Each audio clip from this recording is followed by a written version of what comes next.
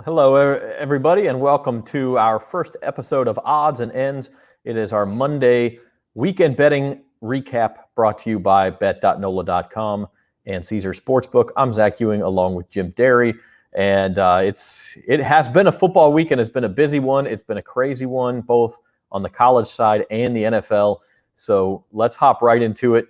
Jim, what were your thoughts just overarching on the weekend that was? Mediocrity. I couldn't have been more mediocre. Week one is always a challenge in lots of ways. You know, it's hard to get gauges on teams, and especially this year, you can watch as much preseason as you want, but with only 3 preseason games, and then for us with Ida, I mean, I really only saw 2 weeks worth. So it was hard to get, and then teams are using less starters. It's almost like open tryouts almost. It's just weird.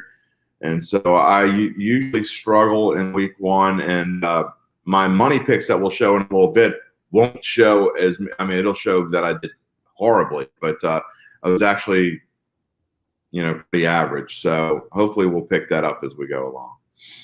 Yeah, my picks were not good either, but my money picks were better than all of my picks if you look at what I actually liked. Yeah, but that's the way it goes sometimes. So what we'll do here is we'll take a quick look at tonight's game, and then we'll circle back, talk about the weekend that was, including the Saints. They were anything but mediocre, and then we'll end the show with our picks for tonight's Monday night game. So Monday Night Football is live from Las Vegas tonight. How appropriate! It's the first Raiders game with fans there at Allegiant Stadium in Las Vegas, or first regular season game, I should say.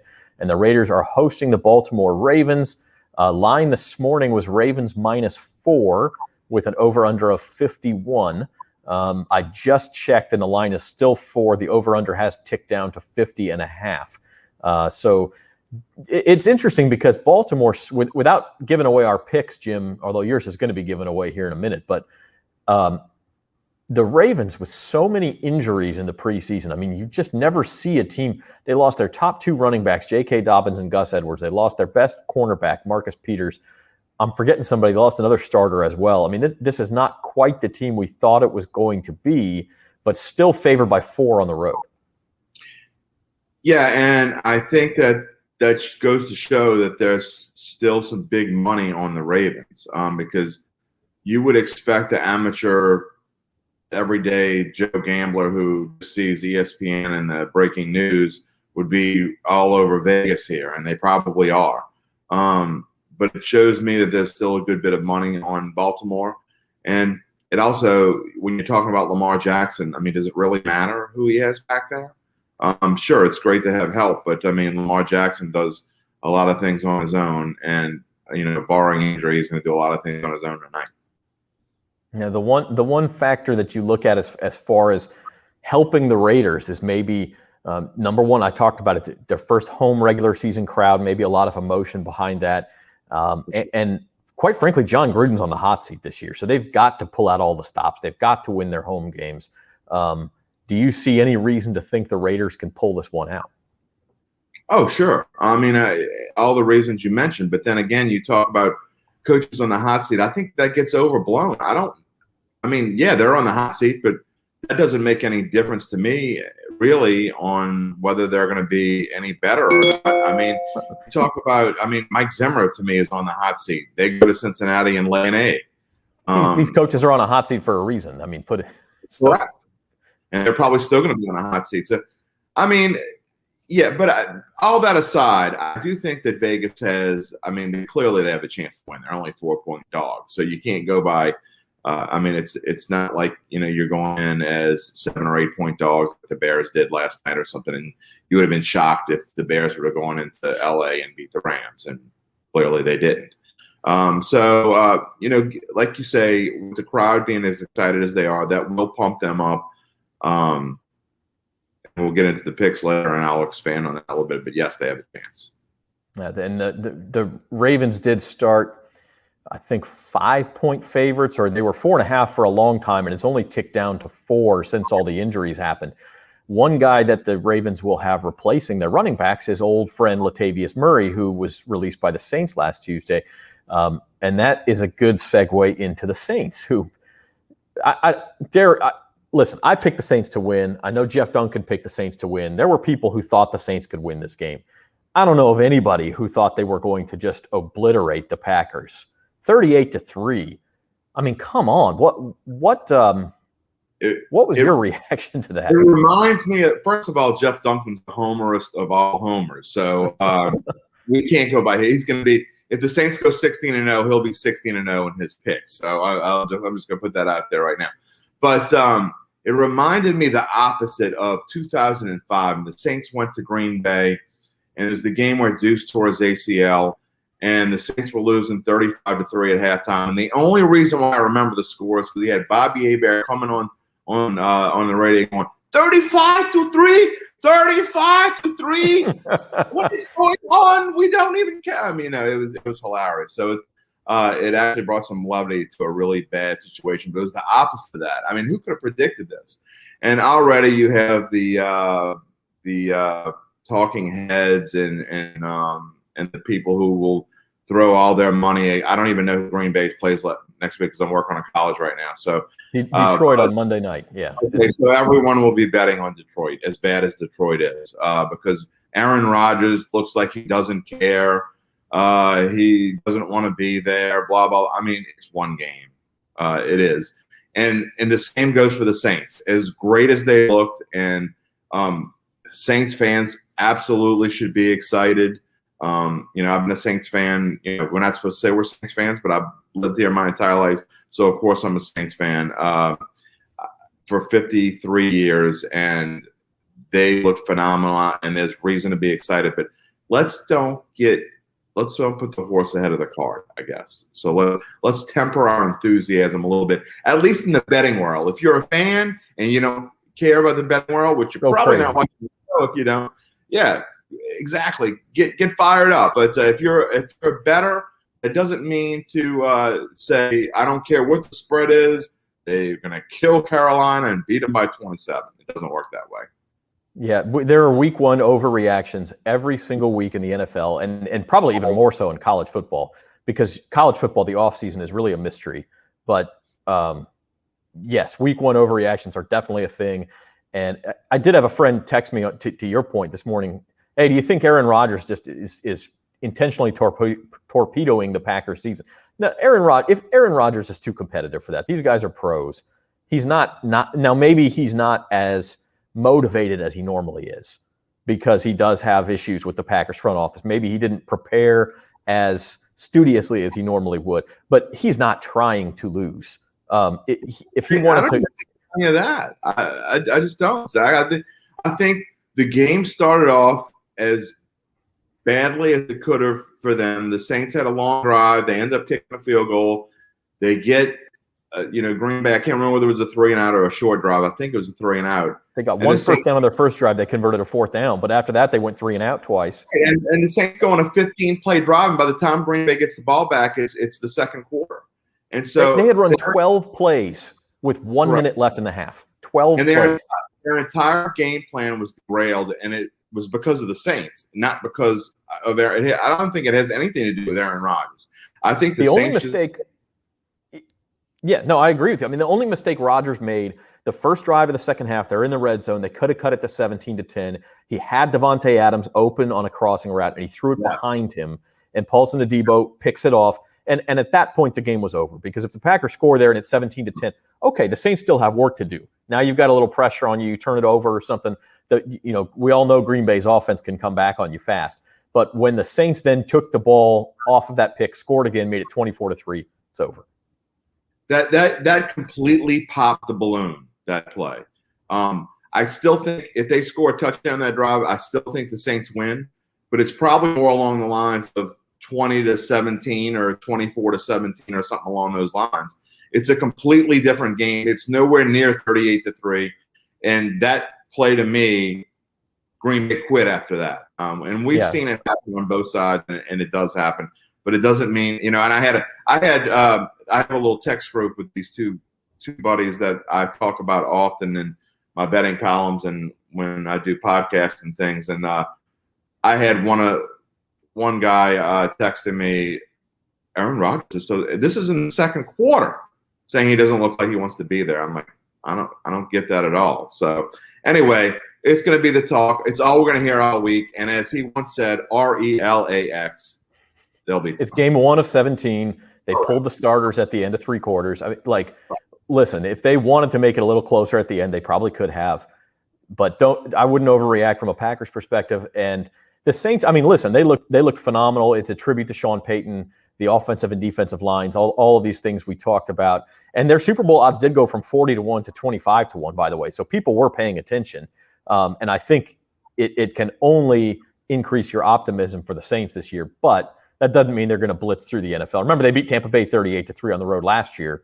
And then, frankly, now Drew Brees got hurt. A lot of things happened, but quite frankly, we're never at that level again the rest of the season in the playoffs. So what else about week 1 stuck out to you, Jim, either as a positive or a negative?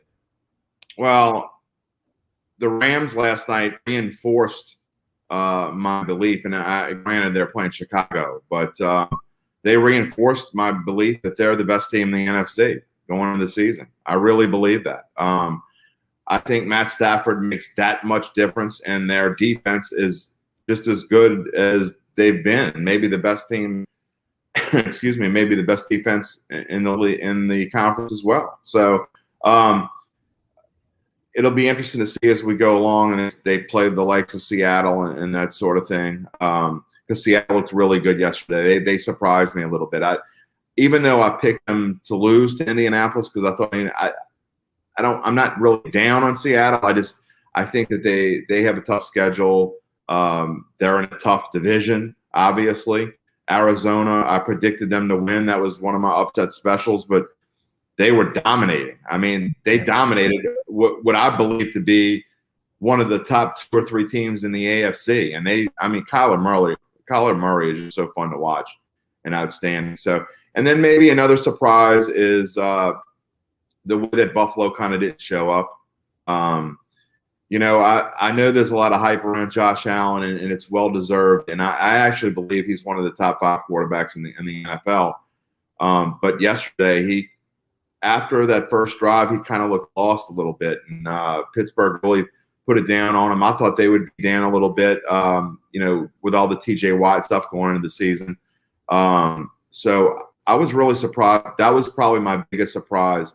Not so much that Pittsburgh won, but by the way they won, because after they got down and then they took that lead, and I know the games turn on a dime, but the way they kind of took charge and then dominated thereafter also proved to me that. And I thought I had Pittsburgh. I took the over on their win total, but I thought it would be later in the year that they would start getting things together, and they looked pretty solid right off the bat. Yeah, Josh Allen spent all of last year erasing all of the doubts about his accuracy and can he make all the throws and the decision-making and all those things. And then they kind of came back yesterday. So I don't know, maybe it's just one game. Again, you don't want to overreact. But if I'm a Bills fan, I was a little bit worried about the way Josh Allen didn't quite look like himself yesterday. But you mentioned the NFC West was 4-0, and all 4 teams really, frankly, dominated. The 49ers almost got caught at the end. We'll talk about that when we get to the picks. That was an interesting one from a betting perspective. But the Rams and the 49ers and the Seahawks and the Cardinals, all not only 4-0, but dominant victories. And 3 of them, I believe, on the road, too. So meanwhile, the NFC East, you only had 1 team win. That was Philadelphia. And that was the other surprise for me, was the Eagles going down to Atlanta. And I picked Atlanta to cover in that game. I'm not totally surprised that the Eagles won, but it was 32-6. I mean, what are the Falcons doing over there?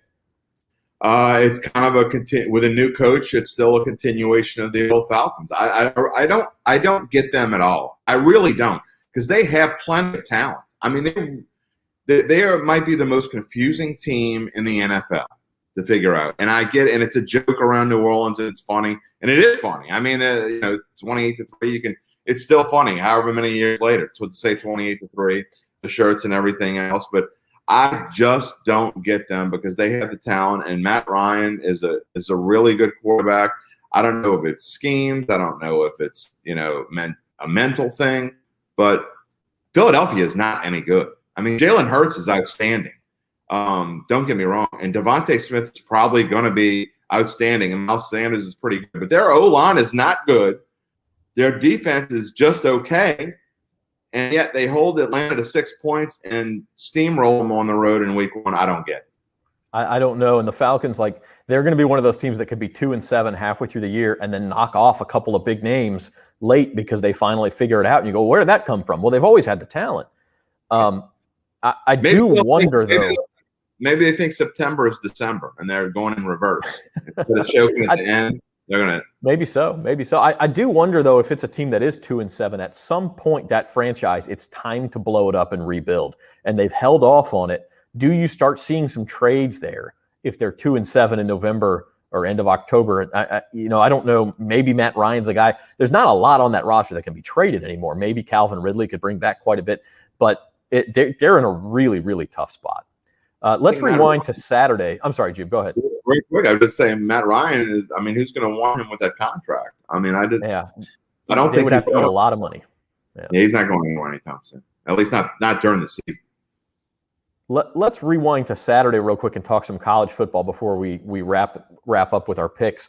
Obviously, the biggest result of the day in college football was Oregon going to Columbus and holding off Ohio State 35-28. That's a game that's going to shake up the national title picture. Not that the Buckeyes are eliminated from winning a national title, but obviously, as we know in college football, once you get that first loss, you basically have no margin for error. The other one was the Cy-Hawk game in Iowa, where the Hawkeyes beat the Cyclones, another sort of game where they didn't really have to do much on offense, and they didn't do much on offense, but still won because their defense is so good. USC loses to Stanford, which might be like an eliminating. That's only their first loss, but I don't know that that's a loss you can abide at the end of the year and expect to make the college football playoff. So it's finally a strange year in college football where outside of Alabama, which Alabama looks like they're going to be there at the end and somebody would have to knock them off. But at least those 2, 3, 4 teams, it looks like we're going to get some new blood in there. Well, I mean, if you call Georgia new blood, they've been around. So, but if you look at his numbers, you would probably call me an idiot, and I've been called an idiot at least probably 10 times a day by my wife for the last 15 years. But if C.J. Stroud did not look very special to me.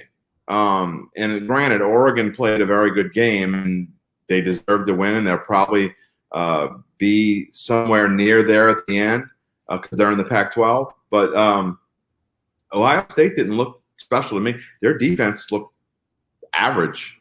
I mean, but I never put a lot of stock in Ohio State anyway. I think they're generally overrated.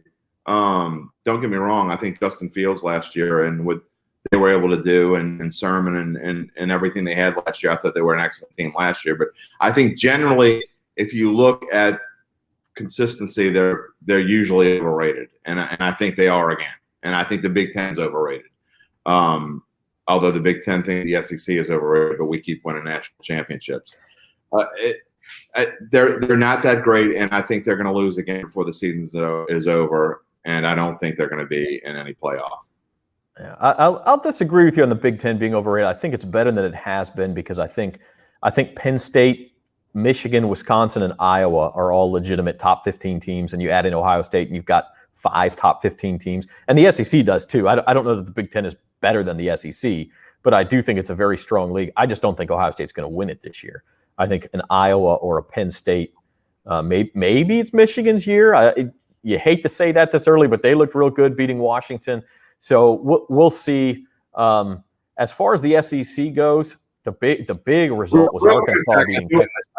Real quick, Zach, I do want to say this.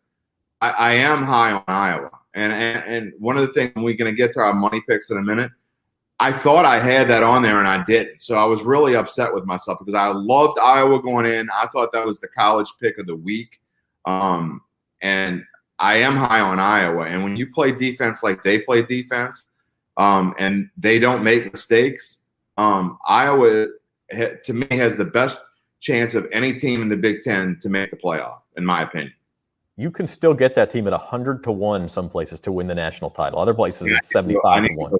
On that, like right. But there's a little bit of value there. Now, I don't know that you can win a national title, especially with Alabama and Georgia out there without a star quarterback. I don't know that they can actually win it. but it might be worth you sprinkle a few dollars on 75 to 1. You at least get yourself in position to hedge. For sure. Yeah. I mean, that's a team to keep an eye on. In the SEC, you talk about Georgia. They're not really new blood. That team's only been in the college football playoff once. So from that, it's kind of like LSU. You don't think of them as new blood, but at least it'd be a different team in the playoff for once. The big result in the SEC was Arkansas. Not just that they beat Texas. That doesn't shock me. They thumped Texas. They made Texas look awful, and that doesn't reflect well on the Raging Cajuns, by the way, who lost to Texas in week 1. You wonder if the bloom is kind of off of that rose, at least from a national top 25 type perspective. But, are the Razorbacks a real contender? I think they can be, but then again, Texas is coming off of the big high at home, first game, new coach, after being so bad. Well, not so bad. For them, so bad. I mean, they haven't been so bad, but for them, they've been bad. So you can almost excuse it. But, yeah, I mean, you can't take away anything from what Arkansas did. And, I mean, Arkansas, like the Saints. I mean, you can't take anything away from what the Saints did. Green Bay, they go on the road. They could, their game plan goes to hell.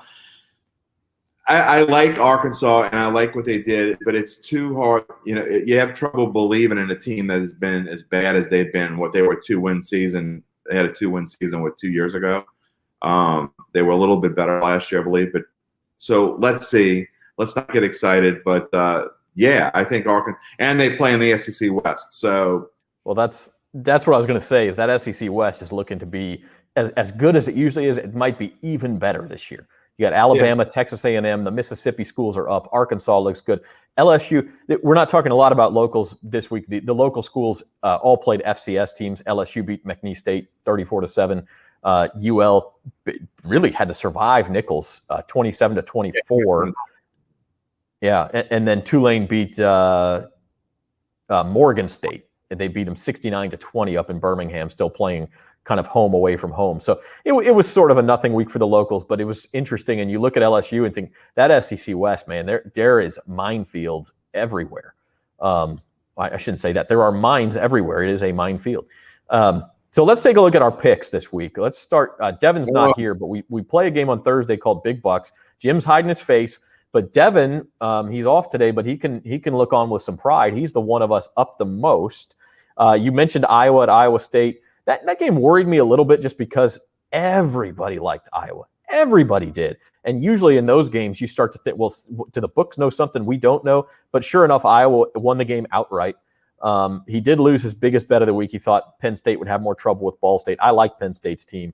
And then Devin, frankly, really cleaned up in the NFL. He called the Steelers. He had Carolina blowing out the Jets. And then Cleveland really should have won that game outright at Kansas City. We haven't talked about that one yet, but he won that one as well. Yeah, he did an outstanding job. And honestly, when I looked at his picks, I didn't like Pittsburgh. I didn't like Carolina, although they only covered by 1. In fact, in my pick column, it was a push because it ended up being 5. But he outstanding picks, and I did not like the over on the only one I did. He lost here in the NFL was one I didn't like, but hey. He made great picks, and Pittsburgh I certainly didn't like, and he had the right number there. So Devin did an outstanding job. Yeah, that might have been his best pick. The margin is so thin. We'll get more into that in a second. But like you talk about Carolina, they opened at -6, and the number got down to 4, and the Jets scored a late touchdown, and they lost by 5. So, like, where you get the number is so important. All right, Jim, let's pull the Band-Aid off. Your picks. Didn't work out. But again, a lot of these were pretty close, and your biggest pick of the week is still to come. So you really need the Ravens to take care of business for you tonight in Vegas. Yeah, and that's a pick. I'm not one of these guys that likes to bet like early in the week, even if I see a line I like, because every time I think a line's going to go up or down, I'm usually wrong. So I like to wait. So and now I would have been glad I waited because I would have get him at 4 tonight instead of 4.5. But I can still be mediocre, just like my picks column. If Baltimore wins, then I'll only be -20. But The UAB Georgia thing, I really thought that Georgia would come out flat. They surprised me. They did not at all. And it just goes to show how good Georgia is and is going to be. And they are going to give Alabama a run for their money. In fact, not only are they going to give Alabama a run for their money, they're the only team, I think, in college football that can beat Alabama. I don't think they will, but they're the only team that can. And there's no question. Yeah, I agree with you. Those are the 1-2 teams. Notre Dame is – I had put way too much stock in Notre Dame. Obviously, Florida State losing to Jacksonville State shows you that Notre Dame isn't very good, that they needed to win in overtime against the Florida State team that lost to Jacksonville State at home. So let's stop giving Notre Dame credit from here on out. But Houston to me, and we talk about picks that we I talked about the Iowa pick that I thought was on here that I didn't make. I really wish I would have put more on Houston, and I said it in the show. I thought Houston was a near lock. Jacksonville should never, until you prove me wrong, should never get points on the road, especially in a division game. I don't care if they're playing the University of Florida. They should not be given points on the road. And, the Cleveland, Kansas City under. The reason why I went with that is because everybody and their grandma was picking the over in that one. And usually, like you said before, the public's usually wrong. They were right in this case. Probably should have backed off and not put as much on that. I don't regret picking that. I just should have put probably 22 on it instead of 44. But we'll get to the Baltimore pick in a little bit, and hopefully that'll get me back to close to even. Yeah, the public isn't always wrong, because if they were, then they would never bet and the books would never make any money. But yes, they're wrong more often than they're right. All right, and then my picks were thoroughly mediocre. I am up $3 for the week, so I may go buy half a cup of coffee with that. I did have the Iowa game as one of my best bets. UAB, I was the same way with you on Georgia. I just thought they'd come out flat, but that's one of those real depressing ones where 5 minutes into the game you're on the wrong side. Yeah. Georgia's up 14-0, 5 minutes in, and you're going, uh-oh, there's no way 24.5 is going to be enough. Gotta stop watching. Yeah, it was just time. It was time to watch other games. The game on here to really circle is at the bottom there, and this again goes to show you, if you like a side at a number early in the week, take it early in the week, because I got $20 out of the 49ers against the Lions, and the line moved. When we picked it, it was 7.5. It moved all the way up to 9 points, and people may not have been paying attention to that game too much. The Niners were up 41-17 with less than 5 minutes to go, and you're almost ready to go to the window and cash your ticket, and then Detroit scores and gets a 2-point conversion with about 2 minutes left, so it's 41-25 at that point. Then they recover an onside kick and go down again and score and get the 2-point conversion, which was key because now it's an 8-point game. And then San Francisco actually fumbled the ball back to him again. And it was this time they recover the onside kick, and Detroit had all of its timeouts left and possibly would have gotten the ball back anyway. But the other thing was the Niners fumbled before they could have tried a field goal that maybe makes them cover the 9 again. But Detroit goes down. They almost won the game, or at least had a chance to tie it outright. So again, where you get the number, when you get the number, can be very important. The margins are so thin here. That's the only reason I'm up, is because I was able to hold on to that one.